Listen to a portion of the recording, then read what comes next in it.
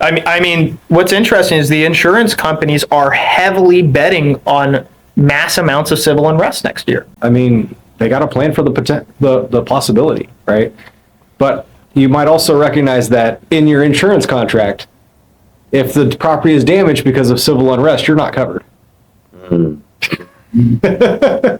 along that, They thought ahead of it. Oh, yeah. are you wholesaling guns or are you buying collectibles?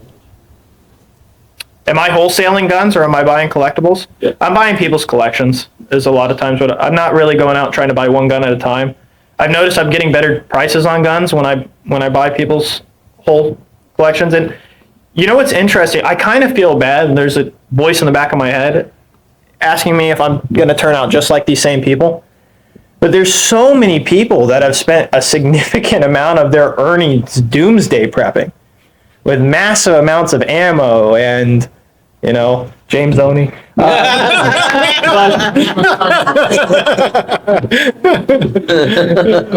I'm just kidding. He had a lot, but he lost it in a boating accident. So he didn't restart. I don't know why you take all those guns out in the boat, but man, you guys are crazy. We were shooting fish. Shooting fish. But these guys, a lot of these people are getting into trouble. Like, their lifestyle is getting cut back and their wives are screaming at them like, you know, I can't go to Disney World with the kids, but you have 30 rifles in the back. And I'm just noticing that a lot of these people spend a lot of money on really good pieces of equipment and for one reason or another are having to sell it. And there's a lot of times they're not making a ton of money on it. Or the other thing is the baby boomers are dying off and then their wives are trying to sell it. Yeah. God bless America. And they believe, and the problem is, really what that is, they believe that what we told them what we paid for it. Right. And so they're trying to get that amount of money, and that's the real problem. Yeah. $150. $150. That's all I spent this year on guns. That's it. I thought you bought 6. Really good deal. You know, my last collection I bought, though, a lot of those guns that he bought 4 or 5 years ago, up 50%. Yep. I mean, you can't laugh at it. Mm-hmm. You know, we were talking about this, and James is more expert than I, but I started getting into guns just because I realized that the dollar signs behind it. But if you buy, you got to buy quality pieces. You can't be buying piece of crap with brands that nobody knows. But you got to buy good stuff. You clean them, you keep them lubed, you keep them in a safe that's got, you know, something to absorb moisture, a dehumidifier or something in it. And then you forget about it. And then if they try to burn down the country, you know, you ask them what their favorite caliber is, and you give it to them. It sounds crazy, but I'm saying for real, guns might be peaking as an investment. Yeah, I will say though, your carry pistol is not an investment. Like, yeah, that is not something you buy for value. That's something you buy that should be reliable. You should carry it around, and it's going to be losing value every day you're carrying it around because you're beating it up. You know, yeah, you should be training with your carry pistol, putting a lot of rounds through it. If you're going to carry, you should train, right? It's a tool, not an investment. It's a tool, not an investment. Now, Farmland, I think, would be a great investment. yeah, Yep. yeah. Farmland's gone up an average of 11% a year for like, they say 50 years, but I think it's longer And than that. taxes are low on farmland. Yeah, property taxes are low. Extremely But also, we're going to have a lot of... If you are a lot of Do you guys know we don't make any food in America? You guys know that? We primarily grow like 3 crops. That's it. How many of your wives are going to be happy eating just 3 crops? Yeah, no The kidding. biggest crop in the country is corn that we can't eat. Mm-hmm. big corn. I mean, potatoes are pretty good. I can just eat hamburgers and hot dogs. Hamburgers and potatoes, you're fine. Your wife's going to be upset, but you're fine. The biggest Some pizza. crop is for ethanol. Yeah, it's not even paid for. Isn't it? Yeah, that's crazy. We also don't make any pharma in this country. We don't make any of our own insulin. We don't make any of our own drugs. So I'm thinking like, it does seem like I voted for Trump because I don't want any wars. Okay, that was like my biggest personal driving. I do wonder though how possible that is. It does seem like the world is trending towards that. Yeah. And it's not just that Biden was weak. I look around at the men around me and they disgust me. They disgust me even more than the women do. They are weak and complacent. Anyways, sorry, that's not what you called me up here. Come on, call them out, brother. Let's go. But my point is, if we do trend towards war, or even not war, even just economic, tariffs, trade wars, anything that spells a decline in globalism, I think about what are we not going to have easy access to, because that's where the money gets made, right? Like, you look at all the great sieges of history, and an economic war with America would be kind of like a siege, because we import everything. The women, they sell their belongings, for a loaf of bread.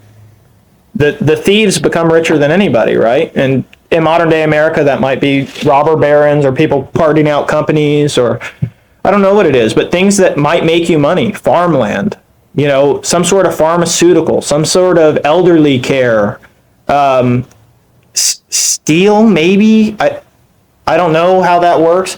'Cause the problem with tariffs is they hurt you so much in the beginning, and they probably do eventually help you. Like tariffs, if Trump does some of the things that he's talking about with tariffs, which I really don't know that I think he'll do, it's going to hurt us for 5 years, because if this cost of steel, for example, from Canada goes way up, it's going to take American companies time to build the infrastructure to start meeting demand to undercut their prices.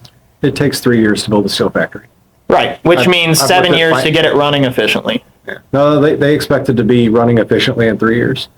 But I mean, I was looking at financing one is the only reason why I know. The problem with all of that is if it takes 3 years to build a steel factory, then they have to worry about whether the next election is going to reverse what they just did, and so then Right. they've lost all of their investments. So then doesn't have enough So then time nobody to- does it, because we don't have a long-term strategic plan like China. China has a 50-year plan, and we have 4 years at a time, and usually now 2 because of Congress. So we don't have a long-term plan that we can go by. So everybody's just trying to do short-term fixes And the along only the way. ones that I know of that are trying to build things like a steel factory, they're foreigners. So the reason why my deal didn't get closed is because the borrower's money was all in Sri Lanka, and they can't move it all over all at once. And so they didn't have 20% of the total project in the United States. They had it because they have 8 steel factories in Sri Lanka. America cannot win a trade war until its people are willing to suffer. And that's where I started getting off with the complacency of American men and women, is tariffs and hurting this country for 5 years would be the best thing that could happen to America, because it would force Americans to start manufacturing, which means for the first time in a long time, we would have more jobs than people. And if we had more jobs than people, we'd have wage growth. If we had more jobs than people, we'd see more people investing in themselves to develop in-demand skill sets. We'd start innovating again. We would maybe have another renaissance where people actually wanted to move here for a different reason than just escaping their own shitty government. They would want to move here because we were actually the best at something again. Tariffs would be great, but it's like Russell said, Trump doesn't have the time, and I don't think the American people have the courage. Yeah, he's only got 4 years, so he puts in the tariffs. It's inflationary. Yeah, everyone's costs go up, and then everyone's unhappy. And then we're going to have Democrats in office. Then we go the other way. Yeah, we're going to go the other way. And then all policies change. So other nations that have more stable forms of government where the leadership is more consistent complain about the fact that our government completely changes every 2 to 4 years. I just thought about this, but if steel's going up, maybe we should go buy those sections of the border wall that Biden's selling off. That might be a good investment. You could have bought those for pennies on the dollar. Pennies. That's disgusting. I mean, they sold those so cheap. If you had any use for them, that's the problem. But Recycle. Sell the truck. yeah, they sold for scrap value is what they sold for. Yeah. So Yeah. Didn't So know the they did that. steel manufacturing in the United States, they're not taking raw materials and making steel. They're taking scrap steel and making new steel. That's all they're doing. So when we were trying to finance it, that was one of the questions. How do you make sure that you're going to be able to have enough scrap steel? He goes, no. That's one thing we are absolutely not worried about. There is so much scrap steel available. Yeah. We're buying it for basically nothing and it just sits out in the yard until we're ready to use it. If lumber goes up, which is another category that may, like you guys remember in 2020, 2021, where OSB was like $74 a sheet. Yeah. And we were making money in real estate, but I made more money paying my employees to drive U-Hauls up to Canada and up to Montana to where the lumber mills were full of lumber and just couldn't get it out, and coming back and selling it outside of Home Depot for $60 a sheet than we made in real estate. So what you have to realize, though, this is what I truly believe you must do as an investor if you want to make money all the time, but especially in turbulent times, is your average person is smart enough to say, okay, tariffs means wood go up. How make money? All right? But what people don't understand unless they have ran a company and have some experience in logistics is understanding how that actually happens on the ground. Okay, so lumber goes up. So there's a big standoff between investors and the stores for a while, right? Can the truckers that deliver all the lumber wait 3 months for us to figure that out? Can they wait 6 months? Who else is in that supply chain? You know, are they buying as much gas? Are they paying tolls? What were their routes? You know, are they paying taxes on it? Who else is hurting? And solve a problem along that supply chain, and you can make money. The wood crisis 3 years ago wasn't driven by the fact that we had no wood. The mills were full. They had all the wood. They couldn't get it out. You know? I think what you're saying is you have to be looking for opportunities, and they might not necessarily come in what we've been doing. Where we've been doing real estate, that's where the opportunities have been. The next opportunity might not necessarily be in real estate. It might be in some other type of asset class. It could be a business. It could be anywhere. But yeah, there's opportunities. There's always opportunity somewhere. It just moves all the time. And that's what I say about cycles is I'm always looking at cycles because everything's cycling. And I love real estate. I think real estate is fantastic. But sometimes the opportunity is not anything related to real estate. Sometimes it does make sense to liquidate, pull out, and do something else. You know, I don't know that now is one of those times, but I mean, like I said, I wouldn't make any drastic decisions right now. Well, yeah, you don't know what the next few years are going to hold. But you can't sit on your hands either. Well, you know, one note about real estate particularly is like when the appreciation was going nuts, it was one thing, but historically you don't make money yearly in real estate. You make it all in year 5 or year 3 or whenever the liquidation event happens, right? And then you make all 5 years of your profit at once, right? Like most of our properties did the majority of their growth in a couple year period, even if you had them for 10. And so the beauty of real estate is not buying it so that you can take your shot. It's buying it so you can choose exactly when you want to take your shot. When is the best time to take your shot, right? This is the worst time to take your shot. This isn't the time to sell right now at this moment, right? Maybe in April it'll be different. Right now it's not. But I will say this, another thing bouncing around in my head is we talked about all the irresponsible investors, right? And behind the people in this room that might not be doing what they're supposed to do, there's 100 investors that are less qualified than every person in this room behind them, right? And so I do wonder how long people can hold on before there are deals in the market, okay? A lot of people are either negative cash flow, tired, breaking even, barely making money, wondering if getting screamed at and dealing with potatoes being flushed down their toilet is worth the $40 a door they're making. I think a lot of people are holding on, just thinking that you know, it's going to turn. It's not going to continue to be this bad, but interest rates aren't going to go down like people are hoping and waiting on. It's just going to be slow. They can't. They can't, really yeah. can't. If it goes down, it will go down really slow unless we just drop into like absolute depression. unless something major happens. Yeah. So, I mean- If a war breaks out, then everything will change. Yeah, So but what's keeping property values as high as they are right now? All the money that's in the system at the upper end. That means look how many of these properties are being bought by private equity and REITs, and they've learned how to buy single family where they couldn't before. And so they can continue to profit pricing because they don't need to make the returns that most people need to make.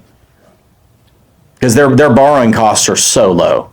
so even with single family investment homes, you know, you mentioned the borrowing rate for institutional money is a lot cheaper. Like Fannie Freddie doesn't just do like single family owner occupied. Fannie Freddie also does apartments, and Fannie Freddie also does portfolios.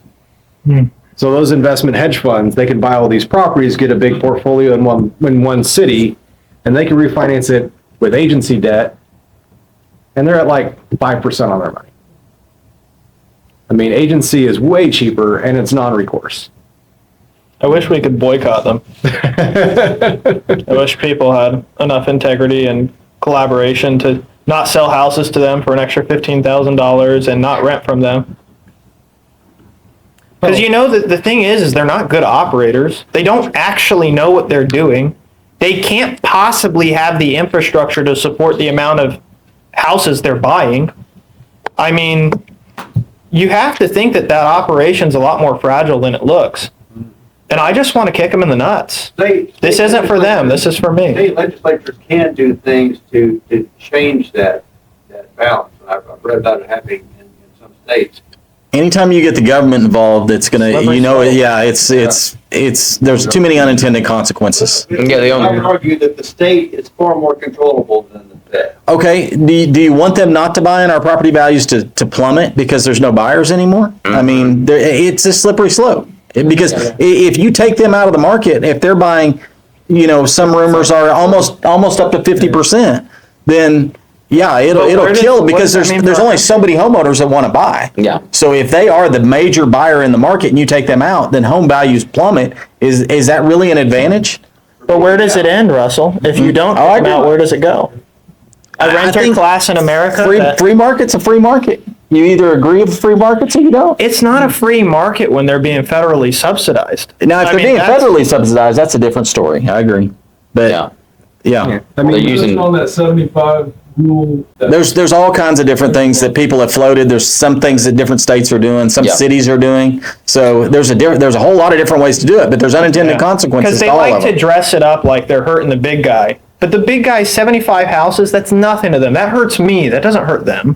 it hurts the one that just has 75. Right. It Yeah. doesn't hurt the one that's got 500 homes, right? Because they've got 500 homes in your market. Yeah, and they'll just make 50 LLCs that have a different part owner of each one, or there'll be corporations or whatever. They're paying the people to write the laws.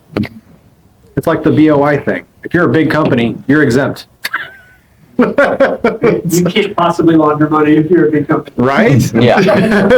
Yeah, like you won't ever hear me advocating for civil unrest, but it's no wonder, right? It's no wonder when these massive hedge funds are buying every house on the market, and a family that's both working full time and a dad that's working 2 jobs can't buy a crappy house. So This is terrible. In Oklahoma City, Oklahoma's- people talk about how pricey it is here. We're literally like 47th most affordable in the whole country. My crappy $300,000 flip that I can't sell here is $700,000 where I came from. Like, we are sitting in the last bastion of affordability in this country. Median income to median house price is 6x. yeah, we're complaining about it. Yeah. Well, because it used to be so much better. Yeah, it used to change. It used to be a lot more. I mean, any one of my guys could go out and make $10, $12 an hour and still have a Friday and a Saturday night. They'd still be broke on Monday, but now, now they can't even go out and party on a Friday or Saturday night. They're having to work on Saturdays. They're putting in 50 hours a week, and they're still just paying the bills. Where before, at least they come in on Monday with a hangover, ready to go to work. So Yeah, so the banks get to take our dollars and buy worthless bonds and make terrible investment decisions. yep. Then when they go out of business, we have to print more money that the taxpayer pays for to loan them money so they don't go out of business, so we don't lose the money that we gave them to make the terrible investment decision.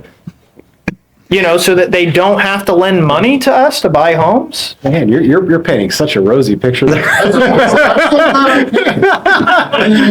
Feel much better now. Well, look, I know they put us up here and they give us a mandate to make people feel comfortable. I don't believe in that. If you feel comfortable right now, you're fucking stupid, and you deserve to lose your money. I'm sorry. If I'm the only honest person that's going to tell you that, then shake my hand on the way out and say thank you. If you don't know right now that you've got to go to work to make this money, then I don't know what's going to wake you up. The days of getting paid $500K on a beach on Cozumel are done. I'm fighting for your souls up here. I'm fighting for your wallets. Am I going to fight for it harder than you are? Come on, guys. I mean, my borrowers that are Tell us how you really feel. My That's why I brought them up borrowers- here, because I knew you'd be honest. my borrowers that are still finding deals and active in real estate, they're making lots of offers. Like in the neighborhood of like 50 to 100 offers a month, Yeah. right? And they're maybe getting 1 or 2 deals. Yep. And then they're running the project, right? Because there's not enough margin. So they're saying there's not a margin anymore to hire a GC. So they're having to be the GC. So they're having to actively run these projects and make all these offers. They're working really hard to find deals, but they are finding them. I mean, there's deals to be had. You know, they're just rare. You know, just offer on everything.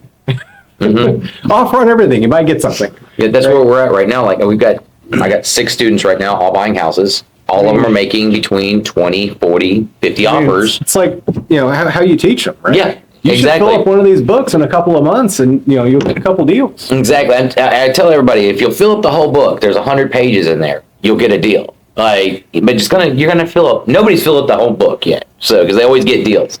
But it's usually between 30 to 40 to 50 houses you got to go look at, make offers. Alan and I was talking about this yesterday, and he was like, "Oh, there's no deals. I haven't found any deals." Like, how many offers you made? Okay, you know, I was like, if you tell me that you paid 50 offers, then I'm going to talk to you. Be like, okay, well, let's get a little bit more detailed into it, but. Like you said, you got to make a lot more offers There's right there's now. still deals out there. Yeah. There's deals every day. I see deals that I'm blown away all the time about deals that are happening. So Yeah. there's definitely still If deals. you're an entrepreneur, you signed up to be a masochist. Stop crying about it. So go to work. Yeah. Amen. What I will say, you know, since most of the lending I do comes from institutional money, I mean, they will actually lend on bad deals too, which, I mean, so I see some that are like, man, that's a smoking deal. I'd have bought that, right? Yeah. I'm really conservative. I see them all the time. I think, oh man, how did they get that deal? Yeah. And then I also see on the other side, I'm like, okay, I can do this loan, but we should talk through this first. You know, and like we go through the whole deal. There was one I was talking to the borrower, and I was like, okay, so you're going to put this $30,000 down, and you're going to do all this work, and you're going to be 4 months in. We're going to do a rate term refinance. You're not getting cash out because the value is not there and it won't cash flow. And so they're going to leave this $30,000 in this house to not cash flow. And yes, I can do both loans. Yeah. I can get paid twice. Yeah, I'll get paid on this deal twice because I'm going to do a fix and flip loan for you, and then I'm going to do a rate term rental refinance for you. Is that something you really want to do? And he goes, wait, say that again? Yeah. I'm going to leave $30,000 in this house to get to what, make nothing? Like, Yeah. actually, you're going to be losing money because that's a 1.0 DSCR, which they will do, which doesn't factor in maintenance or vacancy. And as a landlord, I can tell you things break and people move. No, man. That dude don't pay. There are deals. So what I will don't say know about the anything about stock it. market is, you know, I was a financial advisor for a while, so I have a little more exposure than most. But historical returns in the stock market, you track the S&P 500. I mean, the rate of return on S&P 500 over the last 50 years is probably about 11%. So, I mean, can you do really well long-term in the S&P 500? Absolutely, right? If you're trying to time the market, the people that try to time the market don't do as well as the people that just put it in and leave it there. Well, you got to remember, there's been lots of years where the returns have been 20, 25, 30%, but the average is still 11. Yeah. So Yeah. It's a roller coaster, right? If you're making loans at 11%, you might enjoy that more than. it's a lot more steady. Yeah. That's what I like about making the loans is that it's a steady return. If you've got, I don't have to worry about ups and downs, you and I'm have- really When did conservative. the stock so- market become so speculative? I mean, things used to be based on earnings reports. People are trading at 40 times, 50 times earnings? wait, people do that? No. I mean, I love talking about historical data, but like for all of history, people have been stupid as hell. Well, there's a lot of big mega cap stocks that are trading at 30 times earnings that don't have projections for increased income. What I So, will say, And if they did, how could they know? It's kind of like the cycles in real estate. If it doesn't make sense, then it So, just doesn't make sense. what I'll say for right now, as far as like stock values right now, one of the smartest investors everybody knows of owns Berkshire Hathaway. You know, is a multi-billionaire, right? He's in cash, Yep. right? Except for the companies that he's like a majority owner in. He's been liquidating. He's Yeah, been and he's liquidating never like bought crazy. gold in his life, and he's buying gold. Yeah. So that should kind of tell you something about where That's an things are right excellent now. point. I mean, he's always been a big advocate for, hey, just take the market return. He's not taking the market return right now, right? Except for the companies he can control. He's not. And that's where BlackRock got all of their money to steal the American dream That's what. from people lazily watching their 401k. Yeah. So, yeah. So if you have a healthy retirement account, And I ain't helping them. yeah, if you have a healthy retirement account, you've got options. You can roll it into an IRA if it's in a 401k, or if it's already in an IRA, you can go self-directed. You could lend money on it. You can buy real estate with it, gold, whatever you want to do. You don't have to have it in the market to keep it in your retirement account. Yeah. So, Guns. Yeah, you can buy guns in your IRA. That is an acceptable investment, actually. But something else about that you're not thinking about is inflation. I mean, yeah, you paid 11% in So interest. but because inflation. because there are Inflation is funds part of that. that do it. Well, okay, you can buy a fund for it. Yeah. Yes. can I tell you guys about a deal I'm about to close? Sure. Yeah.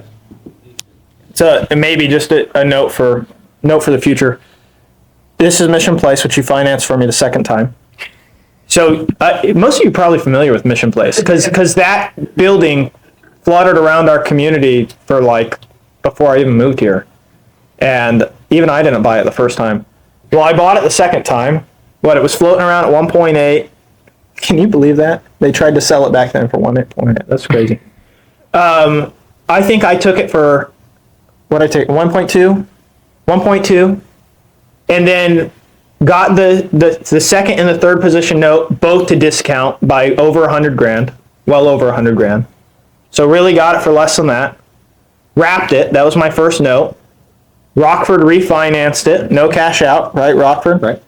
My payment on it was $8,225 a month.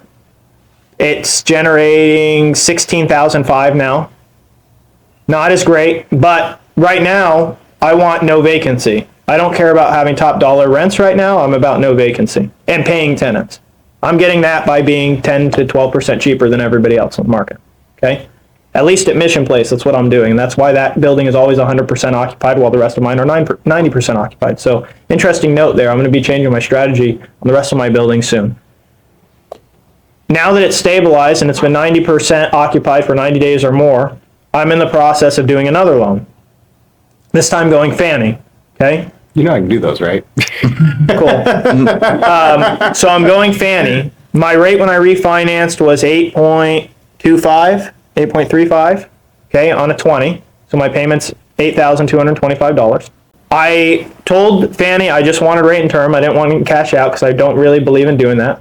30-year loan, 10-year money. You don't know the quote until you're basically locked, but it's in the sixes. It's like 6.75, 6.6. And they just called us and they said, really, you should take cash out of this. We'll give you up to 1.3. So we'll give you, basically $350,000 out. The difference in rate is 8 basis points. So there's really not a reason. And my payment's $8,400 on it. Okay?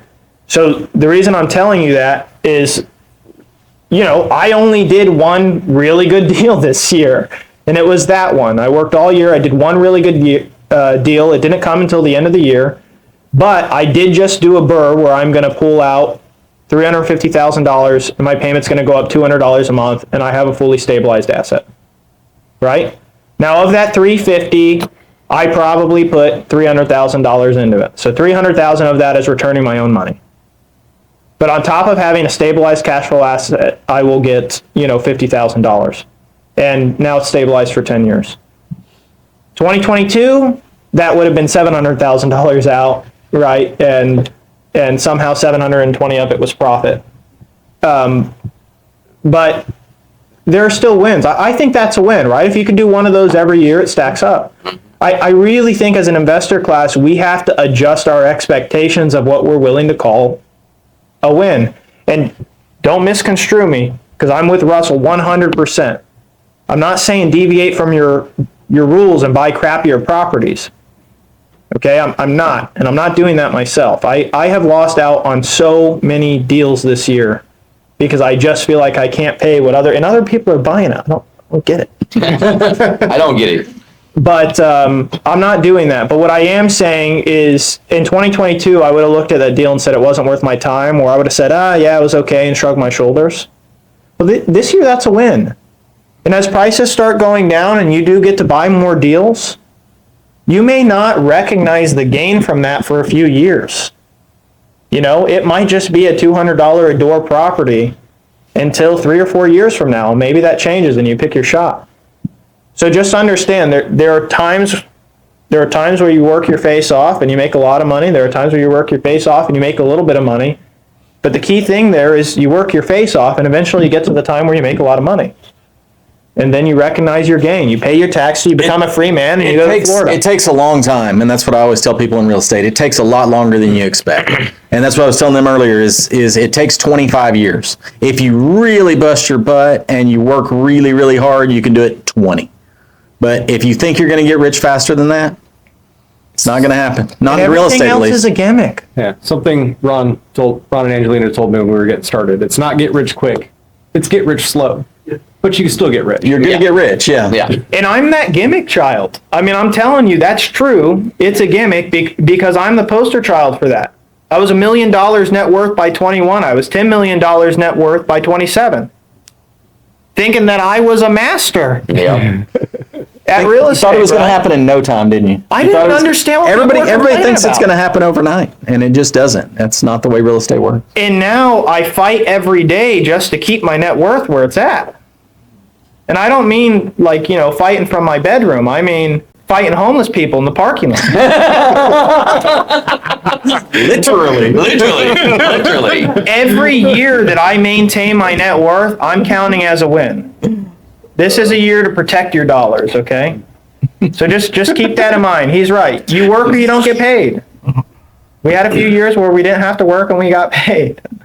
That's not happening anymore. I always tell people I worked 60 to 80 hours a week for 25 years. And I mean, that's what I did. I outworked most people, but I worked. So I don't work nearly that hard. So, I don't anymore. yeah. One of the reasons why I like what I do is it provides, having the rentals and then the lending company, it provides me the flexibility. I get to pick up my kids from school 5 days a week, right? Most dads don't get to do that. Yeah. I like that I get to do that.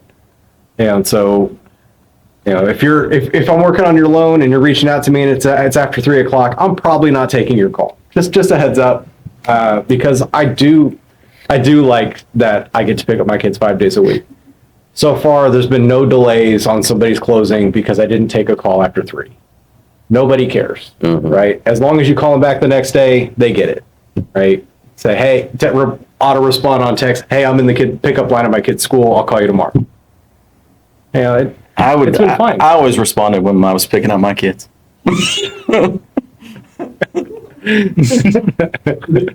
And don't compare I'm yourself. on my phone a little bit. Yeah, just Just a bit. Don't compare yourself to other people's lives right now either. Or ever.